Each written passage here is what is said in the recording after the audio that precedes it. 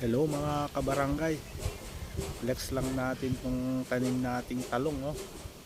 Ito, namunga na, may mga bulaklak na, oh. Isang tangkay, 5 yung bulaklak. Ayan po mga kabarangay, oh. Makikita nyo, ayan yung bulaklak. Ang daming bulaklak sa isang tangkay, oh. Ayan yung talong natin. Ayan po yung iba, oh, maliliit pa. Ito yung bunga ng isa mga kabarangay, malaki na. Ayan, sa isang tangkay ang dami, oh, daming bulaklak. Ayan po, konti lang yung talong natin, pang family consume lang yan mga kabarangay. Pag